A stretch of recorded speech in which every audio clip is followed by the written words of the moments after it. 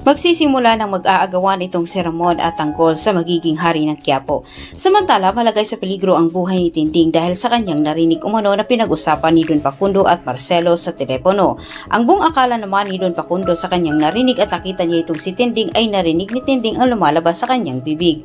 Kanya itong kinompronta si Tinding pero itinanggi ni Tinding at sinabi niya na wala umano siyang narinig. Kahit hindi naniniwala itong si Facundo at umabot ito sa pagbabanta, binantaan niya itong si Tinding na kung ano man umano ang narinig nito at nakikita sa kanyang mansyon ay kailangan itong magbulag-bulagan at magbingi-bingihan.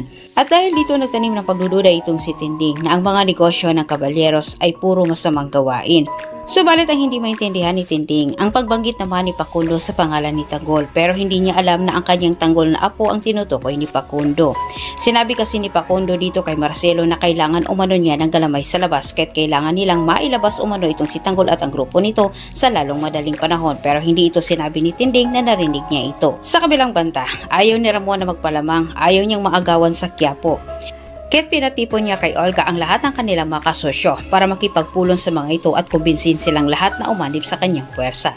Samantala, nagkainitan naman itong si David at Olga sa kabilang banda matapos ding ipinagmamayabang ni David kay Olga ang sinabi ni Ramon sa kanya na siya umano ang magiging hari ng lahat sa Quiapo.